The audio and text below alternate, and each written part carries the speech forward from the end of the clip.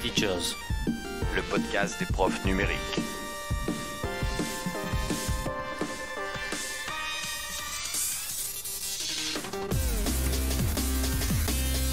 Éducation, actualité, outils, innovation, expérimentation, productivité, interaction, astuces, Jeff, Guillaume, Seb, Guillaume, Sébastien. Bonsoir messieurs, bonsoir mesdames et messieurs, bonsoir le monde et bienvenue en 2023. Cette nouvelle année est le premier épisode de l'année 2023, le numéro 140 de E-Teachers. Comment ça va mes acolytes préférés, Seb et Guillaume? Waouh, on a grimpé un échelon là, merci. Oh, ça va très bien, Guillaume, et toi? Ah, écoute, très très bien. Et toi-même, Guillaume? Eh bien écoute, je te remercie Guillaume, ça va pas trop mal du tout. Et toi Guillaume, toujours bien? Écoute, pour un début 2023, voilà, c'est pas mal. Je trouve qu'elle est un peu longue cette nouvelle année, non je plaisante. Tout va très très bien, écoutez. On est content de reprendre nos activités mensuelles, bimensuelles de podcasteurs, voilà. Et est-ce que tu fais la conduite de bus ou pas? Écoute, je suis en train de passer mon permis. D'accord. Parce que, en fait, je pense que je vais développer un concept, à savoir que je vais emmener les enfants en bus après le ramassage et pendant le voyage, je ferai réviser les élèves avec des aptitudes Super pédagogiques. Et oui, en diffusant ma voix via les haut-parleurs, voilà. concept. On pourra également faire la SSR en même temps. On pourra faire plein de trucs. En fait, c'était une très très bonne idée de nous proposer de cumuler ces Bref, endroits. pour la PS et la PER, c'est bon, nickel. Dans le premier Mais en degré, fait, c'est bon, on peut jouer aussi. Nous aurions dû y penser avant. Voilà Bien une sûr, bien ça fait belle. des dizaines d'années qu'on aurait dû faire ça. Évidemment, évidemment. Et ben en tout cas, je vois que ça commence très très Ouais. bien, messieurs dames. Qu'est-ce que ce podcast du jour nous promet? De quoi va-t-on parler, Seb? Oh bah de tout, comme d'habitude, on a toutes les rubriques habituelles. Ah écoute, c'est bon. Alors il y a un peu d'écho par rapport à une autre émission, mais ça arrive. Et vous avez de tout. Vous avez des trucs, vous avez juste avant, vous avez des outils, un peu d'actualité, juste après, de l'innovation. On parlera un peu de ce qu'on fait en ce moment, et on parlera même d'autres choses. Voilà. Vraiment, Parfait, c'est tout un ça. programme aux petits oignons. Et je vous propose qu'on attaque tout de suite avec les quelques retours habituels sur nos émissions. Tu nous en dis un petit mot, Seb, peut-être? Oui, alors ça sera un petit mot. Je vais faire un petit coucou à Aurélie qui se reconnaîtra et qui a un peu rattrapé son retard et ce qui lui a permis d'écouter un magnifique générique qu'elle a loué. Hein, franchement, bravo. Mais tout ça sur Mastodon d'ailleurs. Bravo à elle. C'est ça, j'allais te dire, c'était notre premier commentaire sur Mastodon. Et nous en sommes ravis. Donc merci Aurélie, à toi, merci à toi de nous avoir écoutés. Je crois que tu découvrais le podcast. Enfin, je sais pas, je lui parle comme s'il était là, n'importe quoi. Je crois qu'elle découvrait le podcast, c'est ça? Non, non, du tout. Non, Aurélie est une fidèle auditrice. Je lui dois même un épisode du café. Donc voilà. Alors je confonds avec quelqu'un d'autre qui a découvert le podcast et qui nous disait pendant les vacances qu'elle avait 139 épisodes à récupérer. Tout à fait. Je lui ai quand même précisé qu'il y en avait un peu plus. Mais bon, voilà. Bon, eh ben, écoute, merci en tout cas. Ces petits retours, ça fait toujours un peu, peut-être pour les auditeurs qui n'ont pas l'habitude, sourire d'entendre parler de ça, mais c'est important pour nous de remercier les gens qui écoutent et voilà, ça fait plaisir de les lire. Bien, et ben écoutez, on va attaquer par l'actualité et évidemment, je pense que mes chers amis, comme moi, et certainement, vous avez peut-être beaucoup parlé de notre débat d'avant Noël à Noël. En tout cas, dans ma famille, ce fut le cas. On a beaucoup parlé de ChatGPT, bien évidemment, puisque ça venait de sortir. Et puis, les gens, comme quoi, ça fait du bruit, puisque même les gens qui ne sont pas spécialement dans nos milieux en avaient entendu parler de différentes manières. Et moi, je sais que j'ai beaucoup parlé de ça avec ma famille, des gens de mon âge, des cousins, et c'était ma foi fort intéressant pour une fois, et ça changeait du tonton bourré raciste au bout de la table qui voulait de toute façon nous faire conduire des bus depuis à peu près 30 ans. Je sais pas, vous aussi vous en avez un petit peu parlé ou pas? Très peu. Non. Un petit peu avec mon fils qui est au lycée, et forcément. Et en fait, il ne connaissait pas du tout, c'est moi qui lui ai appris. Eh ben, tu vois. Alors, je vais commencer à prendre la parole, du coup, peut-être, par Vas-y, rapport à vas-y. ça, puisqu'on fera de l'actualité, de la nouvelle actualité après. Hein, ça fait le lien un peu entre nos émissions. Pour ceux qui ont écouté, on a eu un débat sur ce chat GPT dont tout le monde parle. Effectivement, il a fait énormément parler de lui dans toutes les sphères pendant les vacances. Moi, j'ai jamais vu autant d'articles sur ce truc. Beaucoup de gens qui se sont amusés à le tester. Twitter n'a pas arrêté d'en reparler avec des gens qui trouvaient des usages pour, des usages contre. On y reviendra d'ailleurs dans l'émission aujourd'hui. Et une petite nouvelle, mais je pense que Seb t'en parlera également aussi. Ça fait écho. C'est assez rigolo, mais on avait parlé des limites, donc des limites en tout cas en termes de réflexion sur les compétences par rapport à nos élèves dans l'éducation. Enfin voilà ce qu'ils seraient peut-être amenés à moins faire s'ils le faisaient faire par une intelligence artificielle. Et ben on a carrément la conférence. Une des conférences les plus prestigieuses sur l'intelligence artificielle qui a banni l'utilisation de ChatGPT et des outils d'intelligence artificielle. C'est quand même fort parce que justement, eux-mêmes ne voulaient pas que les travaux de recherche effectués sur l'intelligence artificielle aient été eux-mêmes aidés par une intelligence artificielle. J'ai trouvé ça assez cocasse, c'est une belle métacognition. Et bon, vous lirez l'article, voilà, c'est quelque chose... c'est une anecdote par rapport à ça, mais c'est vrai qu'on se posait beaucoup de questions là-dessus, et même si les gens qui font des conférences sur l'intelligence artificielle, qui travaillent dessus, se refusent à l'utiliser dans le cadre de publications sur l'intelligence artificielle, je trouve que ça en dit assez long. Voilà, ça m'a fait un petit peu sourire. On vous mettra le lien, c'est une petite lecture, hein, rien de révolutionnaire, mais voilà, c'est ce qui était intéressant. Bah, je te laisse enchaîner, Seb, puisque je crois que c'est dans la même veine. Mais tout à fait, c'est dans la même artère même, si tu veux, Voilà. puisque nous avons un article de chez Numérama qui titre « ChatGPT fait peur à New York, qui l'interdit dans ses écoles ». Alors là aussi, c'est un petit article, en plus je vais vous le résumer rapidement. Donc qu'est-ce qui se passe? Vous avez le département en charge de l'éducation de la ville de New York qui a décidé de bannir ChatGPT. Donc bien sûr, ça ne concerne que les postes informatiques des établissements scolaires, parce que les autorités jugent que l'usage sans encadrement de ChatGPT risque d'avoir un impact négatif sur l'apprentissage. Là aussi, on pourrait débattre de comment tu peux apprendre à te servir d'un outil sans y avoir accès. Ben, c'est un peu l'idéologie de l'éducation nationale parfois, mais c'est pas grave. Revenons à cet article. Donc, Numérama note que la mesure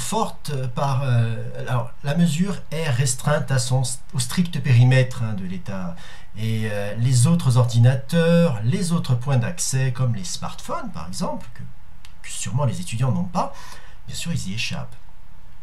Donc en fait, après ils reviennent un petit peu sur le côté, tu en as reparlé, hein, sur le fait que les capacités scolaires de ChatGPT, ben, c'est assez varié, hein. Excellente capacité à résumer, à synthétiser, présenter un concept, mais alors des limites quand il faut avoir une réflexion originale, ou alors dans d'autres exercices comme les mathématiques, où on a déjà parlé. Et ils enchaînent avec est-ce que ce sera le nouvel Eldorado de la triche pour les étudiants? Parce que c'est ça qui inquiète les professeurs, à travers plusieurs témoignages qu'ils ont recueillis.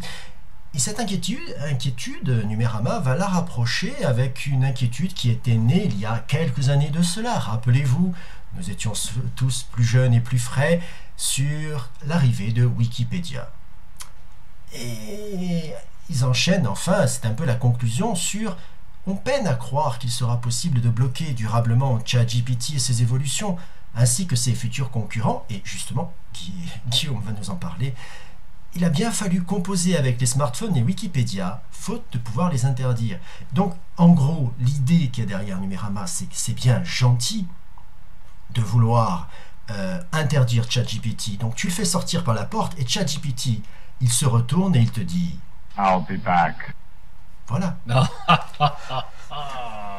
Joli. Bravo. Alors, juste pour terminer là-dessus, parce qu'on va pas repartir dans le débat, effectivement, alors pour info, il y a un outil, ça y est, qui est sorti la semaine dernière, j'ai lu ça, qui est capable d'analyser si ça a été fait par ChatGPT ou un autre. Ça y est, il y en a un. Comme on avait de l'anti-plagiat, j'ai pas pris le lien, mais il y a un premier outil qui permettrait de détecter ou non les productions faites par l'intelligence artificielle. Après, pour donner un petit point de vue personnel d'expérience, mes élèves avaient travail de production à faire pendant les vacances. Je fais partie de ces profs qui donnent des travaux pendant les vacances. Désolé, messieurs, dames. Une synthèse sur des points culturels de l'Irlande que je travaille, et je leur en ai parlé, bien sûr, de ChatGPT à la rentrée, et j'en avais quand même 7 sur tout un groupe qui l'avait utilisé pour le faire, et bien évidemment, je n'ai pas vu. Voilà, après c'est du travail à la maison, ils auraient pu faire autre chose, donc c'est encore un autre débat et on en avait parlé, mais voilà, c'est intéressant de voir que ça commence à être connu, et puis nous verrons bien ce que ça donnera. Voilà. Guillaume, tu voulais ajouter quelque chose, je crois. Moi, je vais rajouter un petit point parce que vous en parliez. ChatGPT va être utilisé normalement dans le moteur de recherche Bing. Pourquoi? Parce que Microsoft a mis $1 milliard dans les fonds de ChatGPT, et ils vont pouvoir utiliser normalement le moteur pour améliorer et rendre plus humaine, humaine l'interface de réponse des résultats de recherche sur Bing. Donc c'est un des moyens que Microsoft essaie de mettre en place pour essayer de gagner des parts de marché face à Google au niveau des moteurs de recherche. Voilà. Donc ChatGPT, on va le retrouver si on utilise le moteur de recherche Bing d'ici quelques mois, je pense. Et même d'ici quelques minutes, en fait. Oui, peut-être. Je t'assure. D'accord, ok. Est-ce que je continue avec mon petit sujet? Oui, vas-y, on va passer. Un petit sujet qui était plus premier degré. Je pense que vous, dans le second degré, c'est pas vous qui gérez ça, donc vous êtes plus éloigné de ça. Mais je voulais poser la question. Dans le fameux cahier d'appel que tout bon enseignant doit garder toute son année, et pendant des années après le départ des élèves, jusqu'à leur majorité ou quelque chose comme ça, il est censé être notifié toutes les présences et les absences des élèves. Il est demandé par l'institution de faire la différence entre les absences justifiées et les absences injustifiées. Mais dans le code de l'éducation, je ne trouve aucune trace du fait de recenser les motifs d'absence, qu'ils soient injustifiés ou justifiés. Et c'est l'article L318.3, je crois, du code de l'éducation, si je me souviens bien. Et je voulais également poser une question subsidiaire. Faut-il ou non, y a-t-il une différence de traitement entre un traitement numérique et un traitement papier? Voilà. Alors, chers camarades, je ne sais pas si vous avez des réponses partielles ou complètes. Oui. Seb? Bah oui, des réponses, j'en ai. Ça fait partie de ma formation de cette année, figure-toi. Oui, mais sont-elles basées sur des textes législatifs? Alors, j'espère bien, même si comme tout texte... Quand on de l'inspection, j'en ai eu un paquet qui se passe pas sur des textes législatifs. Ouais, mais ça, ça comme d'habitude. Différence entre... C'est un traitement, ça concerne les traitements, qu'ils soient papier ou numérique, le RGPD les concerne. Donc là-dessus, il n'y a pas à revoir. Et ça, justement, figure-toi que ça a été ma surprise. On a parlé du registre d'appel pendant cette formation. Et ce que nous a dit la personne qui intervenait, et alors là, je suis tombé des nues, parce que bon, après 20 ans, on en apprend encore. Les motifs. Si par hasard, tu t'es amusé à marquer les motifs d'absence à l'arrivée, à la fin de l'année, ce que tu es censé faire, parce que, je rappelle, on est censé conserver les registres d'appel dans le premier degré. À la fin de l'année, si tu as marqué les motifs, tu es censé prendre ton ciseau, les critères sont interdits, ton ciseau et tu tailles dans le registre pour qu'il n'y ait plus les motifs d'absence. D'accord. Donc le fait de recenser les motifs est limite interdit. Voilà. Alors, c'est pas interdit, c'est que ça n'a pas nature à être conservé. Ça n'a pas vocation à rester dans les dossiers des élèves. C'est comme, par exemple, moi je mettais les retards aussi. Oui. Eh bien, on m'a dit non, il ne faut pas mettre les retards. C'est un cahier d'absence, point barre. J'ai fait, c'est super, dis donc, parce que les retards, quand même, c'est un truc un peu important. C'est clair. Voilà. Donc, après, on pourra toujours me dire, oui, alors donne-moi le texte. Comme tu l'as précisé, il faudrait s'appuyer sur des textes. Là, moi, j'ai pas cette expertise-là, elle est hors de ma compétence. Moi, je te parle de ça parce que nous, au boulot, je sais pas si tu as vu, enfin, maintenant, tu es moins concerné, on a retiré notre module de commentaires sur les appels pour des questions de RGPD, justement.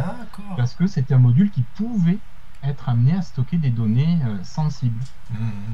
Et donc, il y a tout un retour des utilisateurs là-dessus, sur l'absence de ce module qui était fortement utilisé.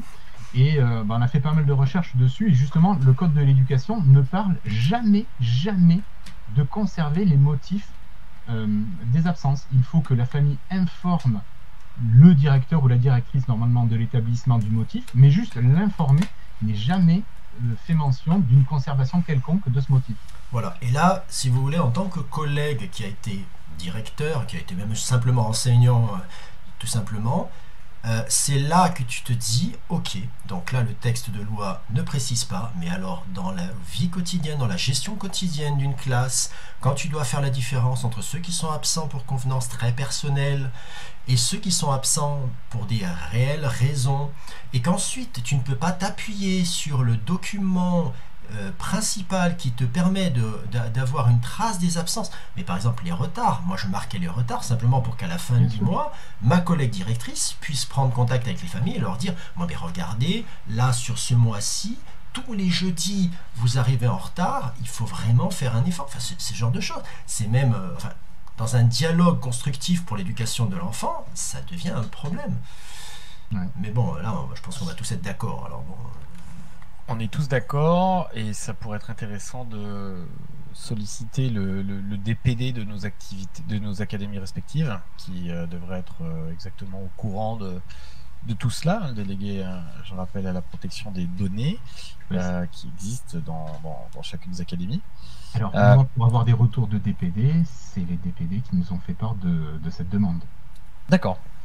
Donc, si nous on nous le demande, je pense qu'aux enseignants aussi, il n'y aurait pas de motif à conserver. Tout à fait. Alors pour parler un petit peu du second degré, parce qu'en fait c'est bien évidemment la même problématique, sauf que nous ça fait longtemps maintenant qu'on centralise toutes ces données via des logiciels qui sont fournis par les différentes collectivités ou les établissements achètent directement ces logiciels. Ça c'est encore un autre débat, mais en tout cas dans les systèmes d'appel et de vie scolaire, effectivement les données sont stockées.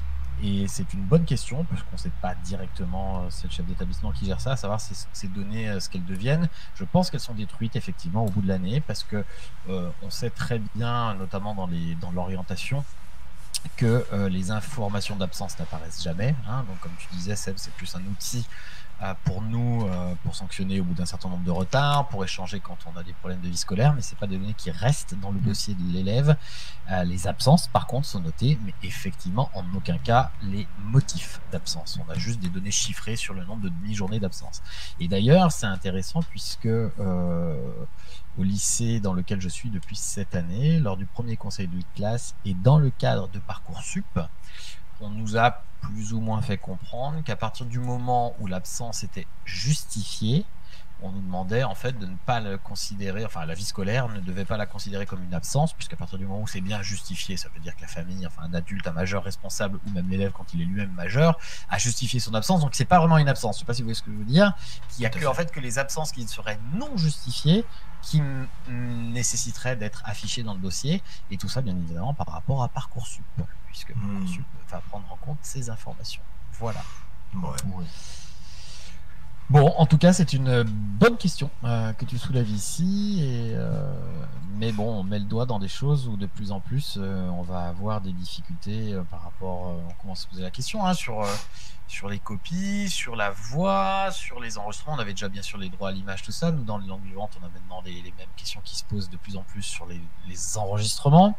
C'est-à-dire que même pour enregistrer nos élèves, il faudrait qu'on demande des formulaires et qu'on accepte, que les parents signent comme quoi ils acceptent que leurs enfants soient enregistrés. Je vous raconte pas, nous en langue vivante, on enregistre mais toutes les 2 secondes nos élèves, et c'est ça qui est intéressant et qui fait qu'aujourd'hui on a une matière qui est dynamique. Si à chaque fois il faut un formulaire, je vous raconte pas le BINS, donc oui, ça pose une question. Voilà. À côté de ça, petite parenthèse, moi je vois aussi beaucoup sur des groupes de profs, des profs qui à l'inverse sont pas super top en publiant des copies d'élèves, même si c'est anonyme, même si on voit pas le nom des élèves, il y a quand même des gens qui pourraient, on sait pas, se reconnaître via et puis même simplement par respect pour les élèves, je veux dire, je passe. Alors quand on pose des très bonnes copies ou des trucs, on se dit enfin c'est vraiment génial, c'est quand même différent. Effectivement, ça fait envie des fois de se dire regarde ce qu'il m'a fait, comme c'est chouette, on a envie de le partager. À l'inverse, les grammar nazi, là, comme on dit. Ouais, alors les perles du bac, c'est pareil. Il y a des fois, il y a des trucs qui font rigoler, effectivement. C'est un peu toujours les mêmes, voilà. Mais bon, je trouve que c'est un peu limite. Moi, je me mets à la place des parents et je me dis que gamin en difficulté, mais peut-être un truc qui fait sourire, n'en a pas à le publier. En fait, je comprends pas bien ça.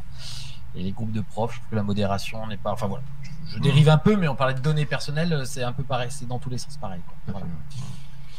Bien. Eh ben écoute, merci pour cette question. On va passer donc à notre rubrique outils. Tu veux garder la parole, Guillaume, ou pas? Allez, bah écoute, ouais, je vais garder la parole. Moi, je vais vous parler d'un petit outil qui s'appelait les référents mobiles. Alors, j'ai découvert ça en surfant sur Twitter cette fois-ci. Et c'est un outil qui est tout bête. Ah, bah oui, je surfe aussi sur Twitter encore un petit peu. Donc, c'est un outil qui est tout bête et qui, en fait, est constitué de petites étiquettes reliées ensemble par un anneau de porte-clés. Et ces étiquettes vont tout simplement être des mots qui font partie d'un thème. Et donc, ces mots sont à disposition des élèves et vont pouvoir servir à aider la rédaction. Donc, chez des élèves qui ne sont pas en difficulté, je pense qu'il n'y aura pas d'intérêt du tout à utiliser cet outil. Par contre, chez des élèves qui ont plus de difficultés dans l'imaginaire ou dans la rédaction, ça peut être une béquille qui peut être intéressante. L'enfant sait qu'il peut aller chercher des mots qui vont être dans le thème dont il veut parler. Et c'était présenté sous la forme donc d'une planche de bois avec des petits crochets, donc tout ça qui était accroché de manière bien sympathique. Et j'ai tout de suite vu une transformation numérique.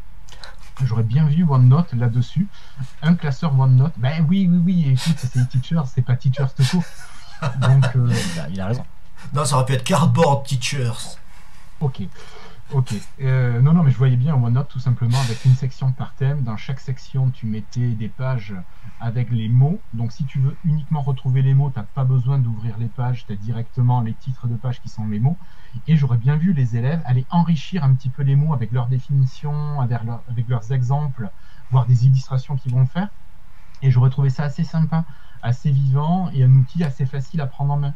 En plus, si tu fais un OneNote avec juste un accès par QR code, t'as pas d'identification possible et l'enfant peut, s'il a envie même de faire de la rédaction à la maison, il peut aller s'aider d'un outil qu'il a construit, enfin co-construit en classe.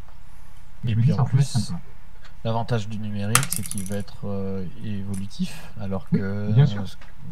Ce que tu donnais comme exemple sans numérique, ça reste un peu figé. Enfin, on doit pouvoir quand même augmenter ces petits cartons, mais là, bien sûr, tu peux.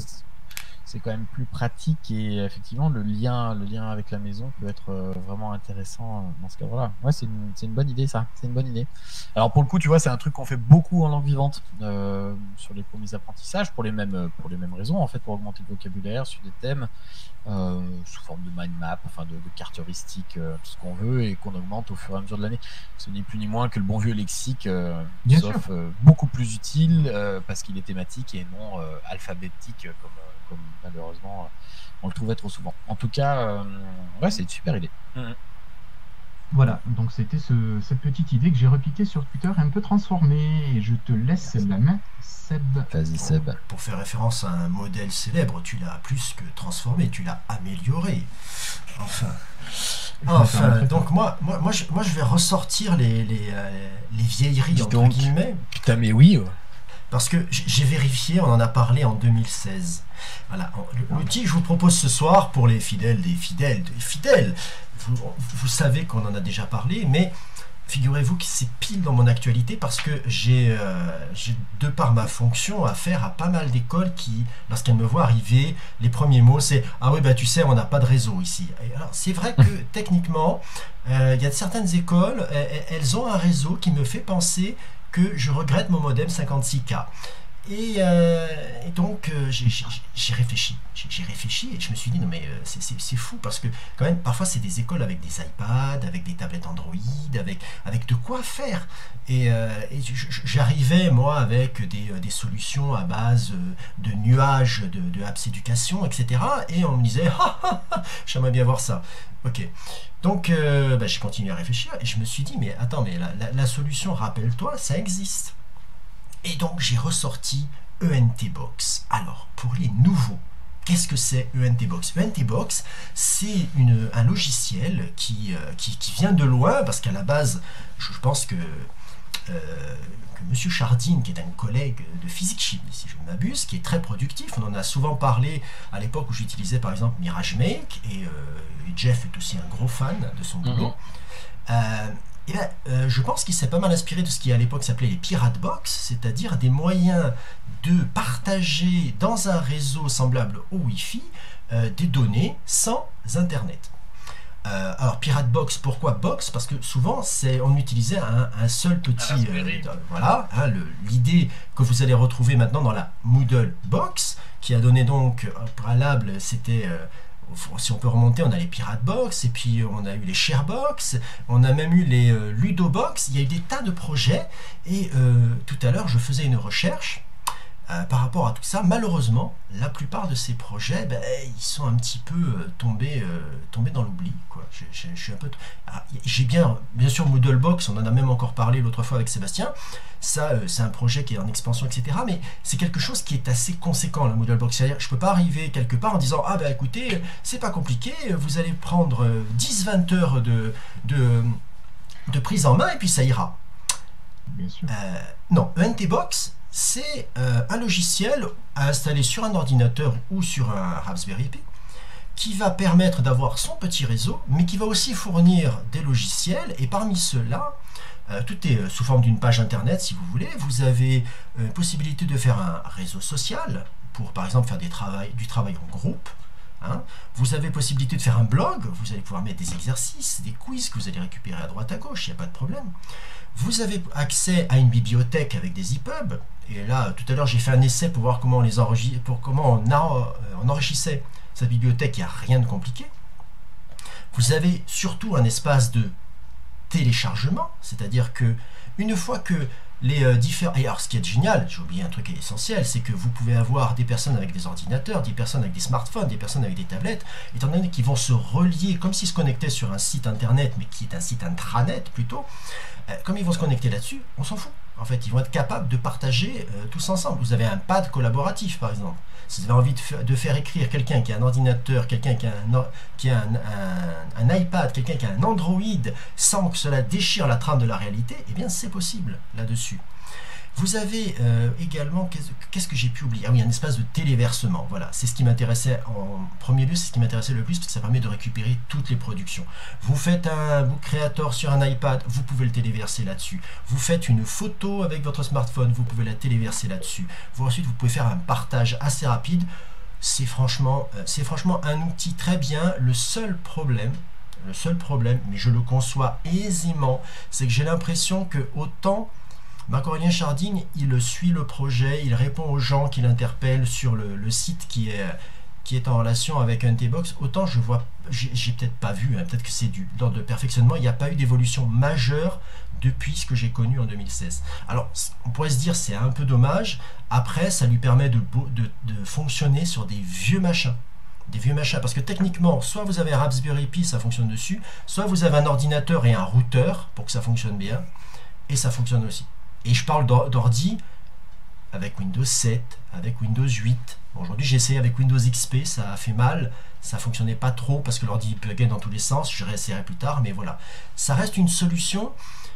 En définitive, même si vous n'avez pas de réseau, il y a de quoi faire. Il y a vraiment de quoi travailler, ne serait-ce qu'avec ça. Et alors, quand tu précises, Seb, pas de réseau, ce que tu entends, c'est pas de connexion à Internet. Pas de connexion extérieure. Hein. Oui, excuse-moi. Oui. Je vulgarise à l'extrême. J'ai connu des écoles sans réseau tout court. Alors, qu'est-ce que tu appelles sans réseau tout court? Parce que même sans réseau tout court, ça fonctionne. Une ou deux pièces qui sont reliées à Internet, c'est tout. Les autres, débrouillez-vous. Non, mais tu peux y arriver. Hein. Tu arrives avec un ordi et un routeur, quel qu'il soit, même un petit routeur un peu... Oui, mais il te faut des ordinateurs qui disposent du Wi-Fi et il te faut un routeur Wi-Fi. Bah oui. Enfin, il faut un ordinateur. Il y a des écoles où il n'y a pas ça.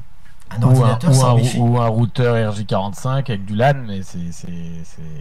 Ouais, écoute, déployer, ça commence à être dur. Non, mais en fait, c'est ce que j'allais dire pour histoire de faire un peu la polémique, c'est que à l'époque, moi, j'avais trouvé ça super bien quand on n'avait pas effectivement Internet de partout. J'avais fait pas mal d'écritures collaboratives comme ça, avec un Raspberry, tout ça, mais encore une fois, si c'est pas installé par des personnes compétentes et que ce soit plug and play, parce que moi, je vois bien dans toutes les écoles primaires dans lesquelles je passe, et j'y passe beaucoup cette année dans le cabinet de fonction de l'INSPE, les équipes, la plupart du temps, même la simple maintenance de quelques ordinateurs, on appelle toujours le mec de la mairie, il vient jamais. Enfin, tu vois, je veux dire, je vois pas comment ça peut fonctionner avec des gens qui ont boîte mille trucs à gérer toute la journée. Si en plus il faut maintenir, ça reste un peu du bricolage, quoi. C'est pas du plug and play. C'est quand même pas c'est quand même pas à la portée de tout le monde. Quand je vois, tu vois, ce qu'il y a à gérer dans une école, et puis vous le savez encore plus que moi, je vois pas, je sais pas, à moins vraiment que des érudits peut-être, enfin c'est pas leur job, mais en tout cas des gens viennent installer ces trucs-là, forment,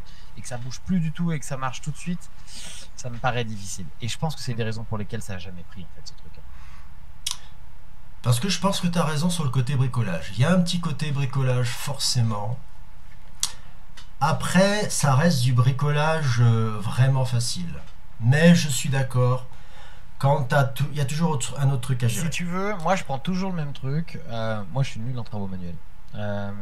C'est un truc que j'ai jamais trop fait, même avec des cycles 4, des cycles 3, pardon, où on en fait plus parce que je suis pas à l'aise. Et les collègues, t'as des collègues, ils me disent pareil, ils me disent mais si, ça tu vas y arriver, même pour faire un pauvre crackers à Noël, quand il faut 2 rouleaux de PQ et faire des rubans et des trucs, moi c'est pas mon truc, tu vois. Et en fait, je transpose ça à des gens pour qui l'informatique c'est pas leur truc. Et quand même nous on leur dit je t'assure, c'est pas compliqué, mais pour eux déjà, tu vois, quand là on a parlé en 3 secondes, on a parlé de routeur et de machin, tu vois, c'est des gros mots quoi. C'est des gros mots et il faut pas l'oublier. Et c'est ce qui fait que ces trucs-là, ça c'est difficile. Et c'est ce qui fait qu'en formation, tu fais toute la différence quand tu gardes ça en tête face aux gens à qui tu t'adresses. Et je crois que c'est important. Parce que par contre, c'est une super idée. C'est vraiment une super idée. Hein, et c'est top. Moi, j'adhère au truc à 100%. Attention. Il faudrait presque que cette ENT box soit une box que tu puisses acheter un Raspberry Pi, que tu aies juste à brancher finalement. Exactement. À partir du moment où il est branché sur ton réseau, c'est fini. Il est Exactement. connecté. Tu as juste à connecter avec l'adresse IP. Exactement. Alors techniquement, l'avantage du Raspberry Pi, c'est que ça est censé fonctionner comme ça. C'est-à-dire que tu Oui, branches, mais- c'est fini. C'est la différence avec l'ordi, parce que l'ordi, il faut le brancher, ensuite tu le relis au routeur, ensuite tu démarres NTBox, ensuite, voilà, il y a plusieurs étapes, on est d'accord. Mais Bien je sûr, suis bien d'accord. Si tu veux, à un moment, cet outil répond à un besoin, mais ce besoin, il ne sera pas exprimé par les équipes dont vous parlez, qui vont dire en même temps, leur problème, c'est pas de faire de l'écriture collaborative, leur problème, c'est déjà de s'en sortir, parce que bon, l'informatique, c'est pas des gens avec qui je vais parler ENTBox, ou alors à la rigueur, je leur installe une bonne fois pour toutes, je leur dis, Voilà. toi, faire comme ça, comme ça, comme ça, et basta. Mais oui, mais à un moment, oui. Mais par contre, ça fonctionne, sans Internet. Et ça a l'air vachement intéressant quand même. Je connaissais Ouais, pas. c'est Je l'avais sympa. pas entendu. Quoi? Non, c'est top, c'est Désolé. super, c'est vraiment top et ça avait fait beaucoup de bruit à l'époque parce que quand on galérait vraiment justement, quand on n'avait pas encore de la communication sans fil de partout, enfin c'était vraiment intéressant de pouvoir travailler en classe avec ça. Tu vois, Eh ben- ça m'aurait servi. Mais bon. Voilà. Tire à voir. Ça me permet d'enchaîner avec les trucs et astuces puisque j'ai mis une astuce qui fait rire quand on y réfléchit 3 secondes parce que ça fait des années que ça existe et tout ça, mais en fait ça fait partie des trucs qu'on me demande. Donc moi je suis prof de langue pour ceux qui le savent, donc en langue on utilise énormément YouTube pour trouver des documents et souvent ces documents sont trop longs et j'ai des gens qui en sont encore souvent à me dire oh là là mais j'ai installé un site, j'ai installé un logiciel, j'ai téléchargé la vidéo comme tu as dit en formation pour faire un peu de montage. Je dis ok d'accord, mais tu voulais faire quoi de montage? Oh bah je veux pas le début, je veux pas la fin d'une vidéo. Ah, elle est où ta vidéo? Elle est sur internet? Bah oui, c'est une vidéo YouTube. Ah, et tu sais que tu peux aller beaucoup plus vite. Oui, mais la vidéo, moi j'ai pas envie de caler mon machin parce qu'il y a plein de trucs, faut que je retrouve sur la vidéo, faut que je note les timings. Ça sera vous épluyer. Je trouve que tu fais devant les élèves. super bien la personne qui a pas envie. Mais attendez, ça par cœur. Je dis, ah mais attends, mais en fait tu peux faire bien plus que ça. Donc bien évidemment, on va parler de réglage de début et de fin de vidéo. On parle pas de montage, hein, juste dire à une vidéo d'attaquer à tel timecode et de finir à tel timecode. Et voilà, et ça fait partie des petits trucs astuces du quotidien dont on parle souvent face à des gens qui sont parfois super studieux en plus, qu'ils ont fait des formations sur la vidéo. J'ai fait des formations sur la vidéo pendant des années où on parlait vraiment de montage, mais pour des gens qui étaient déjà un peu plus loin, qui voulaient faire des projets avec les élèves. Là, on parle pas de ça, mais qui ont quand même retenu qu'avec un logiciel, on pouvait couper le début et la fin d'un truc. Évidemment, on peut le faire. Et je vous raconte pas entre le téléchargement, le trim et le rendu et l'export, alors qu'on peut faire ça en un clic. Donc, je voulais rappeler à ceux qui nous écouteraient peut-être et qui ne seraient pas encore au courant de tout ça, bien que j'en doute. On peut faire ça avec des tonnes de sites directement avec YouTube. De toute façon, hein, dans les réglages de la vidéo YouTube, vous pouvez décider dans les options en dessous de créer un lien avec une heure, enfin un timecode de début, un timecode de fin, ça va vous générer un lien et la prochaine fois que vous attaquez le lien, que vous rentrez dans un navigateur, vous aurez donc exactement les timings que vous avez déterminés. Mais pourquoi ne pas le coupler avec le super outil de l'âge digital qui vous permet donc de voir les vidéos sans pub et sans toutes les suggestions de vidéos qu'on a à côté. On a déjà parlé de ça, il y a également là plusieurs sites depuis très longtemps qui font la même chose. Donc ce site c'est DigiView de mémoire, c'est ça, DigiView. C'est ça. Donc vous collez la vidéo YouTube. Vous avez précédemment copié l'adresse dans ce tout petit utilitaire et quand vous l'avez copié-collé, avant de générer le lien sans pub, il vous propose également de choisir ces timecodes que l'on retrouve donc de début et de fin. Il s'agit juste de faire ça, voilà, et ça va vous générer une nouvelle adresse qui sera pérenne et que vous pourrez donner à vos élèves beaucoup plus facilement sur les ENT ou même directement en classe avec des QR codes. Moi je me sers beaucoup de ça en classe puisque les élèves peuvent scanner le QR code et arrivent directement à la ressource sur DigiView dans les timings, les timers que j'aurais donné. Et en fait c'est super pratique parce que si sur une vidéo, je dis une bêtise, en ce moment je travaille sur des vidéos un peu longues d'une quinzaine de minutes, moi je vais vouloir travailler les 3 minutes du début, 3 minutes du milieu et 3 minutes de la fin, vous faites 3 liens avec ces 3 timecodes sur une fiche d'exercice et au moins les élèves arrivent directement au bon moment que vous souhaitez travailler. Voilà, pensez-y, beaucoup plus facile que de se lancer dans du montage à couper ou je ne sais quoi. Voilà. Eh ben je prends la suite parce que figure-toi que moi aussi je vais parler de la digitale. Je vais parler même d'un outil dans lequel tu peux faire la même chose, c'est DigiScreen. Tu peux remettre les vidéos en coupant le début et en coupant la fin de façon très très simple, mais c'est pas pour cet usage que je vais vous en parler. Je vais vous en parler pour un usage que j'ai piqué à un de nos auditeurs qui nous a fait qui faisait un poète pour dire écoutez, regardez ce qu'on peut faire avec DigiScreen. Alors Benjamin Lagarrigue, c'est ton moment. Figure-toi que j'ai beaucoup aimé ce que tu avais proposé. En fait, il avait proposé de jouer avec DigiScreen. Moi, j'y avais pas pensé, mais l'idée est très très bonne. Et je vous mettrai le lien peut-être vers son poète. Mais qu'est-ce qu'il a fait? Alors, il a pris un des jeux qu'on va trouver dans la méthode de mathématiques MHM et qui s'appelle la piste du gorille. Alors, il le propose en téléchargement via les fonctions d'export et d'import que possède DigiScreen.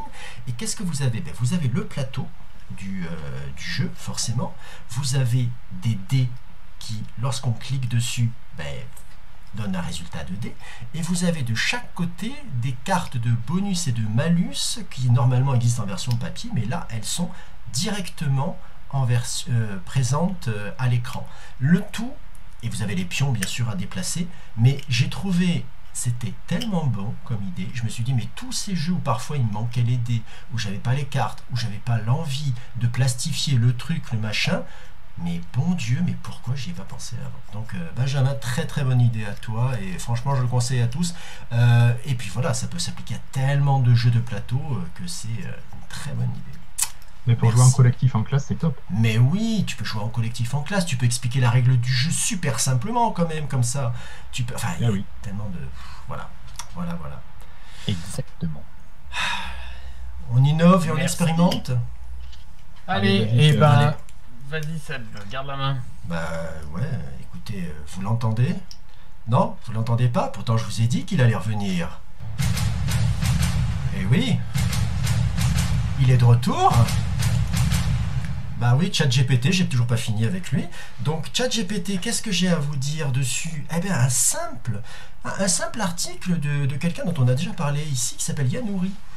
Eh bien Yanouri aime bien ChatGPT. Et en fait, ce qu'il aime beaucoup plus que ChatGPT, c'est voir ce qu'on peut faire avec. Et donc vous aurez le lien vers un petit article qui s'appelle 10 exemples concrets d'utilisation en classe de l'IA. Alors, attention, pour ceux qui ne supportent pas ce que pourrait devenir ChatGPT, n'allez pas voir cet article. Parce que Yann, il n'est pas... Je sais qu'il écoute l'émission de temps en temps. Yann, bravo à toi, parce que là, je me suis senti petit quand j'ai vu tout ce que tu avais pensé à faire avec ça. Alors, bien sûr, vous allez retrouver... par exemple, il y a un truc, je n'ai pas pensé, mais générer des dictées. à partir de mots que vous lui donnez, c'est une super utilisation. Mais ça, c'est génial. Voilà, les listes de mots, on les a tous fait apprendre au primaire. Donc forcément, là, vous avez une dictée, bah, vous avez une liste de mots, bah, vous voulez en faire une autre, bah, vous avez le droit d'en faire une autre. Vous pouvez bien sûr générer des quiz. J'y ai pas pensé, mais on peut lui faire des questions, des questionnaires, on peut lui faire des résumés, mais bon, ça, vous le savez déjà. Mais en fait, le plus intéressant, c'est pas ça, en fait, dans l'article. Et je vais même pas vous énumérer les 10 possibilités qu'il donne. C'est pas ça l'intéressant là-dedans. En fait, le plus intéressant, c'est comment il croise ChatGPT avec d'autres services. Et ça peut donner une sérieuse idée de ce que ça va ou ce que ça va pouvoir devenir par la suite. Parce qu'il y a des tas de services que je ne connaissais même pas. Je sais pas toi, je sais pas vous les Guillaume, peut-être vous connaissez Tom ou Toumi, je sais pas comment on le prononce, hein, pour faire des présentations, ou Glasp. Moi, c'était des trucs que je ne connaissais pas du tout. Et en fait, ça se base là-dessus, c'est à se frapper la tête contre un mur quand tu vois ce que tu peux faire ensemble. Voilà. Et en plus, l'article, ça prend place, vous avez cet article-là, mais dans un ensemble plus grand de notes. Et vous allez voir que c'est un espace de réflexion auquel il donne accès, Yanouri, et qui est super intéressant, parce qu'il y a quand même sa recherche, il y a ce qu'il pense, il y a ses essais, il y a tout ça. Donc, on va pas encore faire des heures encore sur ChatGPT, sur ses utilisations. Je vous mets le lien bien sûr dans les notes de l'émission, et je vous conseille un bon moment de lecture. Là, on n'est pas sur l'article de Numérama, là vous en avez pour un bon moment, et vous allez voir, il y a des liens, vous pouvez essayer, enfin voilà. Merci Seb pour montrer un peu les trucs c'est sympas. Je l'ai lu en diagonale.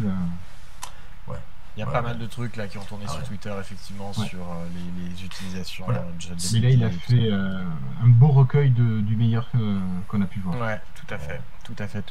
Bon, alors, on va parler de ce que l'on fait en ce moment. Donc, Seb, tu viens de parler, donc c'est à toi. Je vais parler, tout simplement, c'est tout bête en fait. Voilà, moi, je travaille beaucoup à partir de sujets. J'ai la chance d'avoir une matière sur laquelle je parler énormément de culture et bien évidemment de musique notamment. Donc là, je fais des séquences en ce moment basées sur la musique et l'évolution des styles musicaux en fonction des événements politiques, enfin pas mal de choses qui ont pu se passer d'un point de vue civilisationnel, sur le punk bien évidemment, sur la Motown, enfin sur tous les styles qui ont marqué l'histoire anglo-saxonne, et de toute façon tous les styles en général viennent d'événements intéressants historiquement parlant.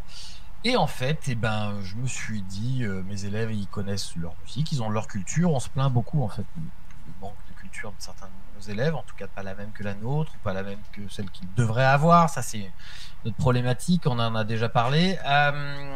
Donc, en fait, je leur fais des playlists. Et figurez-vous que ça cartonne. C'est-à-dire que déjà, entrer par ce biais avec les élèves, genre, oh monsieur, vous faites des playlists, vous connaissez Spotify, vous non mais on est des dinosaures quand même, pour eux, faut pas l'oublier. Voilà. Mais même au lycée encore.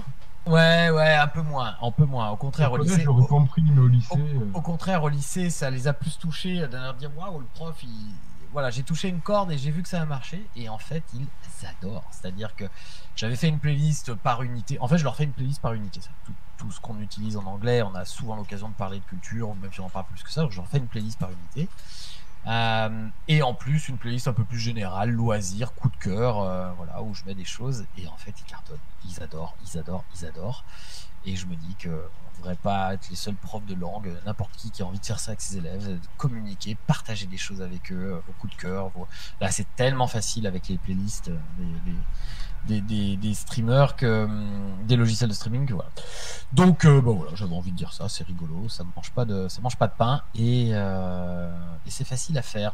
Voilà. Seb, qu'est-ce que tu fais, toi? Je vais reprendre la main. Tu as parlé de playlist, ça me fait penser que je vais conseiller le dernier Nipédu sur la pop culture, et je vous conseille la playlist entre guillemets de notre cher Régis sur les Beatles. C'est un moment où, écoute, je suis resté à écouter, j'étais baba, et t'as une belle voix, mon gars. Franchement, j'ai bien aimé. Donc, allez écouter ça. Plus personnellement, j'ai découvert par le biais d'un autre podcast un logiciel qui s'appelle Godot Engine. Et qu'est-ce que c'est? C'est un logiciel libre pour créer des jeux vidéo. Et ben, c'est bien qu'il y ait des tutos en ligne, parce que forcément, c'est pas forcément le truc le plus ergonomique et le plus, comment dirais-je, friendly du monde, mais je sais pas, ça m'a bien accroché, ça reste quelque chose, ça doit être un truc un peu vieux du gamin qui est en moi, qui se disait au moment où il jouait avec sa Game Boy qu'il aimerait bien en faire des pareils. Et franchement, si vous aimez un tant soit peu bidouiller, si vous aimez le jeu vidéo, essayer de comprendre comment ça se fait, essayer de comprendre, là récemment j'ai essayé de comprendre comment on faisait de la gravité.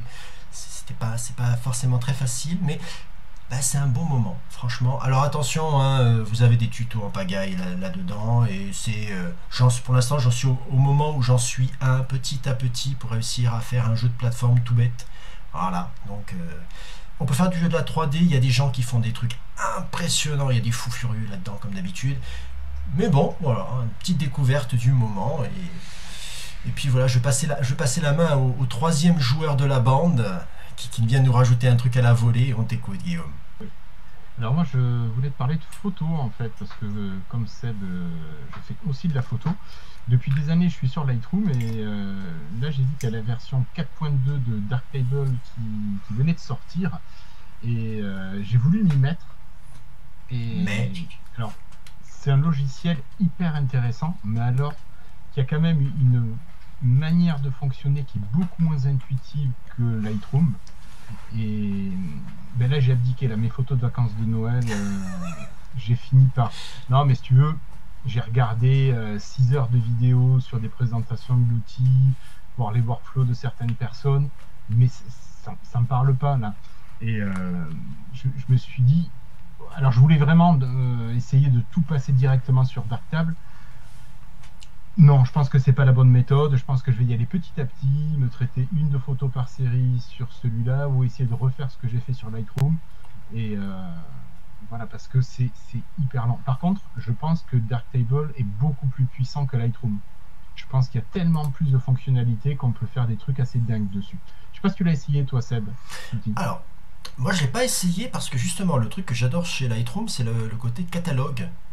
Et application à la volée, et je sais pas. Après, le problème, c'est qu'à chaque fois qu'on me parle de Darktable, c'est pour me dire, ah oui, par rapport à Lightroom, machin truc. Et ce que tu as dit, moi sur Lightroom, que j'adore, c'est que quelqu'un qui connaît pas arrive et regarde Lightroom, il dit, ah, c'est une usine à gaz, tu peux mettre des drapeaux, tu peux mettre des numéros, tu peux mettre des étoiles, c'est quoi ce truc, je comprends plus rien. Non, mais au contraire, justement, moi, c'est cette liberté-là qu'a Lightroom qui me plaît beaucoup, parce que tu peux faire ton flux vraiment de production, etc. T'as pareil de l'autre côté maintenant. Alors je sais pas si c'est récent ou pas, mais sur cette version 4.2 tu as la même chose. D'accord.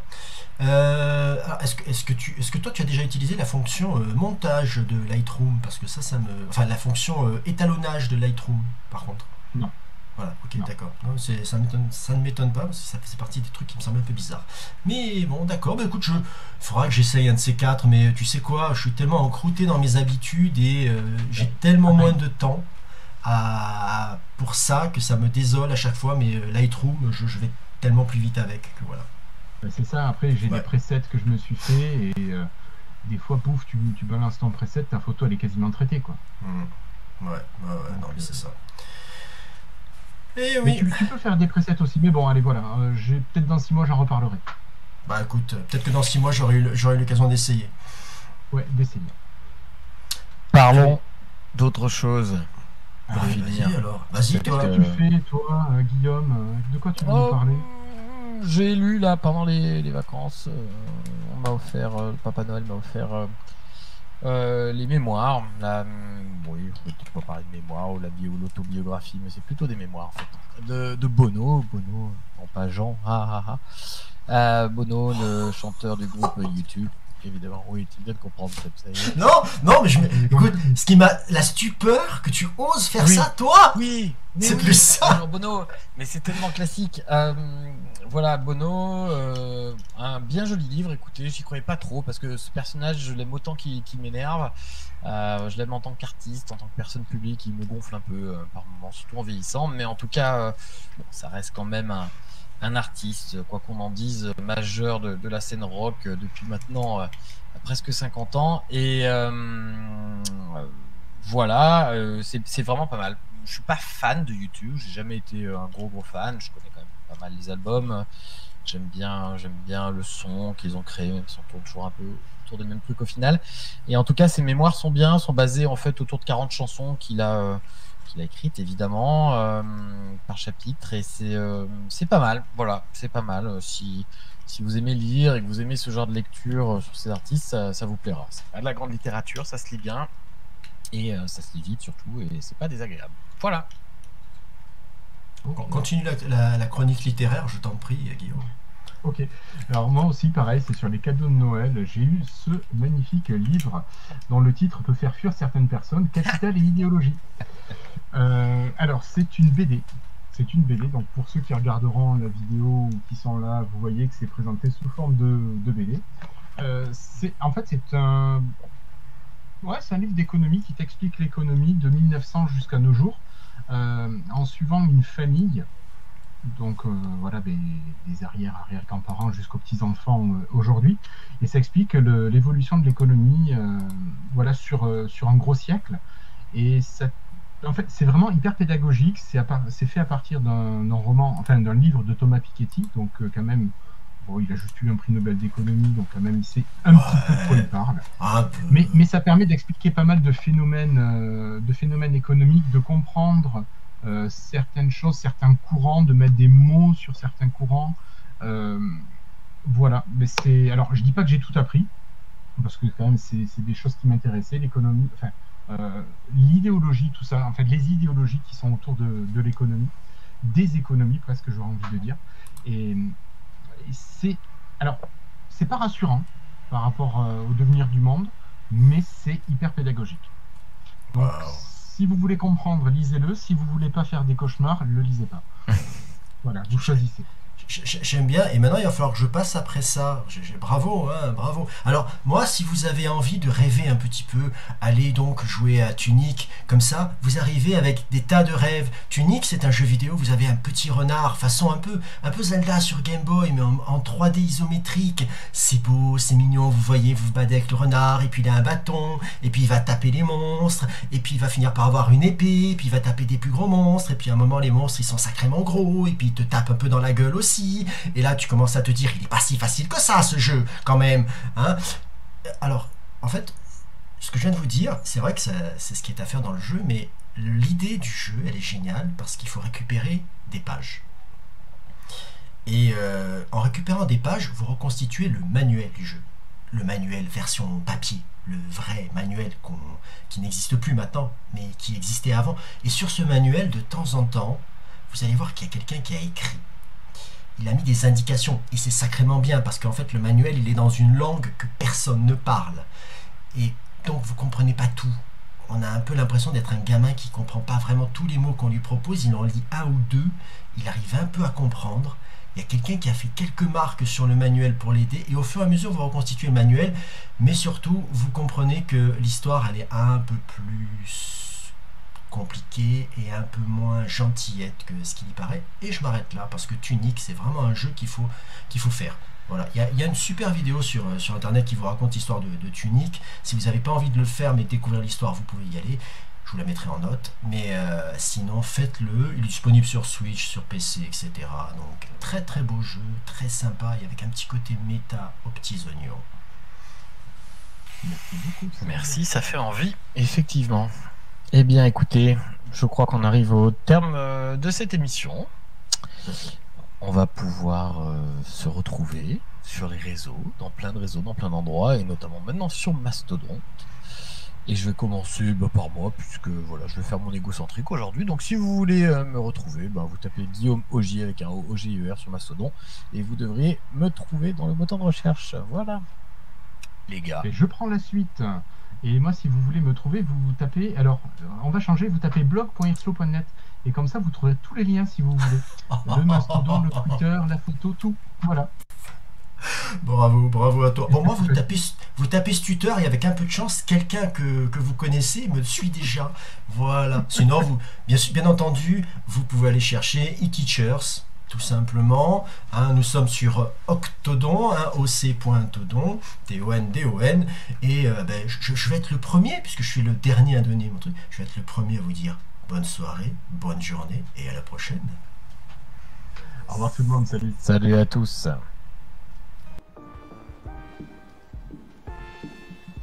E-Teachers. Le podcast des profs numériques.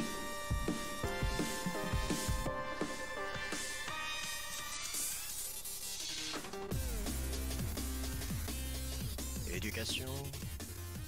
Actualité, outils.